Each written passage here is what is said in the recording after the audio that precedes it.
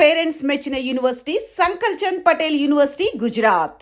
So ఈ అవమానాలు, ఆరోపణలు ఇవన్నీ అన్నప్పుడు పర్సనల్‌గా కేటీఆర్ మీద వచ్చేటువంటి 3 విమర్శలు. అందులో అమెరికాలో బాత్రూమ్‌లు కడిగేవారు. అప్పుడు పక్కనే రేవంత్ రెడ్డి గారు నాకు ఫినాయిల్ అందించేవారు. సో ఏమనాలి మరి, నేను పనికిమాలిన మాటలు కాకపోతే. ఇప్పుడు నేను ఒక్క మాట అడుగుతాను కవితమ్మ. మా నాన్నగారు నన్ను కష్టపడి చదివించారు. నేను 2 పోస్ట్ గ్రాడ్యుయేట్ డిగ్రీలు చదివాను. ఒకటి masters in biotechnology, all India entrance రాసి దేశంలో 16 యూనివర్సిటీల్లో మాత్రమే బయోటెక్నాలజీ ఉండేది. అప్పుడు జవహర్లాల్ నెహ్రూ యూనివర్సిటీ అప్పుడు టెస్ట్ పెట్టేది. అది పాస్ అయ్యి నేను పూణే యూనివర్సిటీకి వెళ్ళి పూణే విద్యాపీఠలో బయోటెక్నాలజీ చదివాను. తర్వాత రెండవది నేను యూఎస్కి వెళ్ళి జీమాట్ రాసి యూఎస్కి వెళ్ళి ఎంబీఏ చదివాను. సో ఇప్పుడు నేను అమెరికాలో బాత్రూమ్లు కడిగానంటే ఎవరి బాత్రూమ్లు కడిగాను? నా బాత్రూమ్ నేను కడుక్కున్నాను. నీ బాత్రూమ్ నువ్వు కడుక్కుంటే తప్ప? సొంత ఇంట్లో నీ బాత్రూమ్ నువ్వు కడుక్కుంటే తప్ప అవుతుందా? నెంబర్ 1. నెంబర్ 2, సరే నేను చదువుకున్నాను, కష్టపడ్డాను, ఉద్యోగం సంపాదించుకున్నాను. నా మీద విమర్శలు చేసేవాళ్ళు ఏం చదువుకున్నారు, ఎలా సంపాదించారు? రోడ్ల మీద పెయింట్లు వేసుకుంటూ తిరిగిన వాళ్ళు ఇవాళ జూబ్లీ హిల్స్లో 10ల సంఖ్యలో ప్లాట్లు సంపాదించి ఇష్టం వచ్చినట్టుగా ఇవాళ వేల కోట్ల రూపాయలతో వ్యాపారాలు చేస్తుంటే నేను అడగలేనా ఈ మాటలు?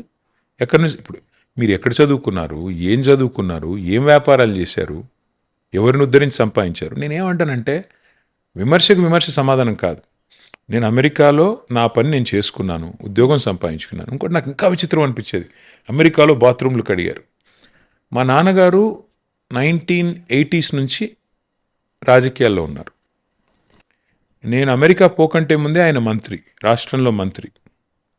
సో ఒక మంత్రి గారి కుమారుడు, మా నాన్నగారు 85 నుంచి ఎమ్మెల్యే.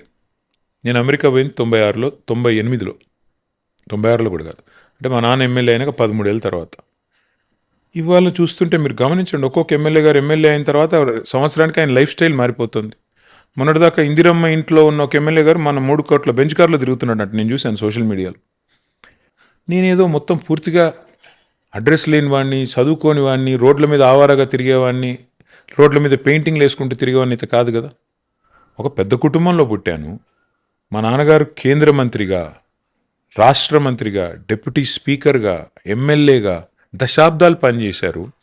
నేను అమెరికాకి వెళ్ళి బాత్రూమ్లు కడుగుతానంటే నా బాత్రూమ్ అయితే కడుక్కున్నాను, అది చెప్తాను. డిగ్నిటీ ఆఫ్ లేబర్ మీద నాకు చాలా గౌరవం ఉంది. ఎవరి బాత్రూమ్ వాళ్ళు కడుక్కోవాలి, ఎవరు చాయ్ కప్పు వాళ్ళు కడుక్కోవాలి, తప్పేం లేదు. కానీ బాత్రూమ్లు కడుక్కుంటూ ఉండేవాడివి. సరే అనుకుందాం ఒక నిమిషం, నిజంగానే బాత్రూమ్లు కడిగానని. తప్ప అది?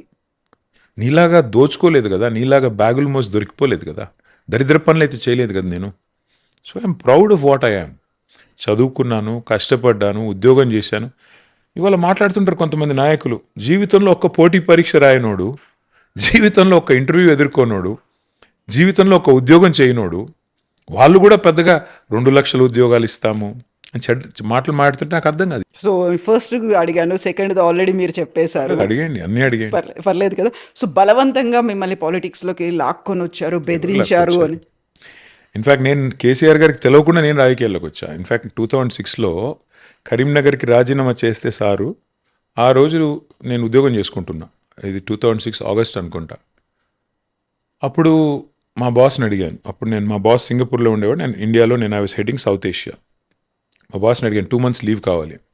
ఆయన అన్నారు 2 months నువ్వు లేకుండా కంపెనీ నడిస్తే మరి నువ్వెందుకయ్యా అన్నారు. కరెక్టే కదా, లాజికే కదా. సో నాకు కూడా ఐ గాట్ ద మెసేజ్, మరి అటో ఇటో తేల్చుకోవాలి. ఆ రోజు కరీంనగర్లో కనుక కేసీఆర్ గారు ఓడిపోతే తెలంగాణ ఉద్యమమే లేదు, తెలంగాణ వాదమే లేదు అనే పరిస్థితి. మరి ఆయన పాపం, ఆయన కోసం ఎంతోమంది పిల్లలు రోడ్ల మీద తిరుగుతుంటే, ఎంతోమంది బిడ్డలు ఆ రోజు తమ ఉద్యోగాలకు సెలవులు పెట్టి వచ్చి పనిచేస్తుంటే, నేను ఇంట్లో ఉన్న నేను దూరం ఉండడం అనేది నాకు సమంజసంగా అనిపించలే. పోయినా సార్కి చెప్పకుండా రాజీనామా చేసి 2 months పనిచేశాను. కొంత కాంట్రిబ్యూట్ చేశాను. నేను ఏదో అవలేదో అయిందనను, మేబీ 1-2 ఓట్లు వేయించి ఉంటా, ఎంతో కొంత యాడ్ చేసిన. నాకు ఆ తృప్తి ఉంది. అక్కడి నుంచి ఎన్నిక గెలిచిన తర్వాత చెప్పిన సార్కి, సార్ నేను రాజీనామా చేసినా మీతో పని చేస్తాను. బాగా కోప్పడ్డారు. ఏం అవసరం ఉండింది, ఎందుకు అనవసరంగా, ఎందుకు, నేను ఉన్నాను కదా, పని చేస్తున్నాను కదా, మళ్ళీ నువ్వేంటి అన్నారు. సో ఐ లిటరలీ నన్ను ఎవరు బలవంత పెట్టలేదు. నేనే ఇన్ఫ్యాక్ట్ చెప్పాలంటే కేసీఆర్ గారిని బలవంత పెట్టి రాజకీయాల్లోకి వచ్చిన. గేట్ క్రాష్ చేసుకుని వచ్చిన నేను. నాకెవరు ట్రైనింగ్ కూడా ఎప్పుడు ఇవ్వాల. కేసీఆర్ గారు అంటారు ట్రైన్ కాదు నేను కేవలం ఆయన చూసి నేర్చుకున్నదే తప్ప ఆయనే నాకు కూర్చోబెట్టి ఇలా మాట్లాడని చెప్పింది లేదు. ఆయన చూసి నేర్చుకున్నదే. ఆయన మాట్లాడుతుంటే చూసి నేర్చుకుంది.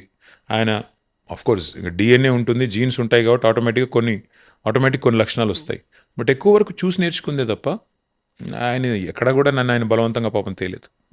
సో వ్యక్తిగతంగా మీ మీద ఎన్ని విమర్శలు వచ్చినప్పటికి కూడా ఫ్యామిలీ పరంగా కూడా వస్తూ ఉంటాయి మిమ్మల్ని, లైక్ శైలిమ ఫ్రమ్ ఆంధ్ర అనేదో లేకుంటే హిమాంశు గురించో ఏమనిపిస్తుంది అప్పుడు? బాధ అనిపిస్తుంది. ఇప్పుడు అందుకే అంటున్నా కదా, ఇప్పుడు మరి శైలిమా ఫ్రమ్ ఆంధ్ర అంటే మరి అదెవరో చెప్తే బాగుండేది. ఆమె అమ్మాయిది ఎవరు నాకు తెలిసి అయితే అమ్మాయిది హైదరాబాదు, తర్వాత అంతకంటే ముందు వాళ్ళ పేరెంట్స్ అంతా రామాయంపేట, మెదక్ జిల్లా. మరి అంతకంటే ఏం చెప్పాలా, అట్లా అయిపోయింది పరిస్థితి. ఇదిగో పులి అంటే అదిగో తోక దేశం మనది.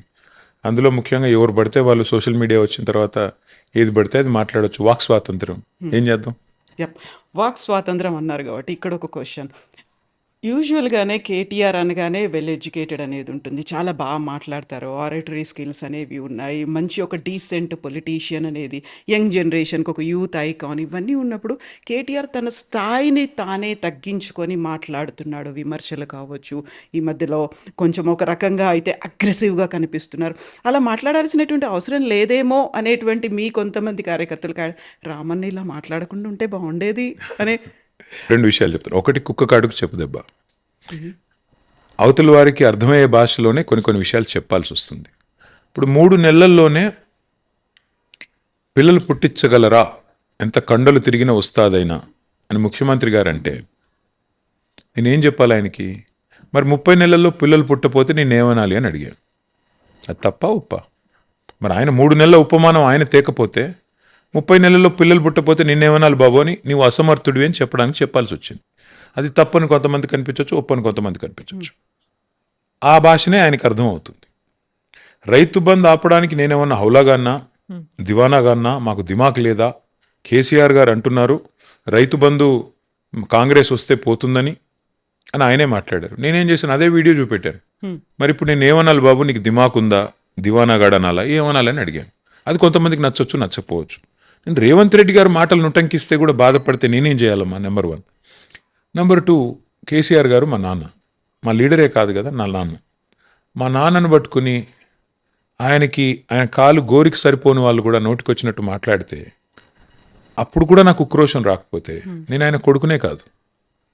మా నాన్నను పట్టుకుని ఆయన చావును కోరుకుంటే కూడా నేను మాట్లాడకపోతే, నేను నా బాధను వ్యక్తం చేయకపోతే నేనేం మనిషిని? నాకు అర్థం కాదు.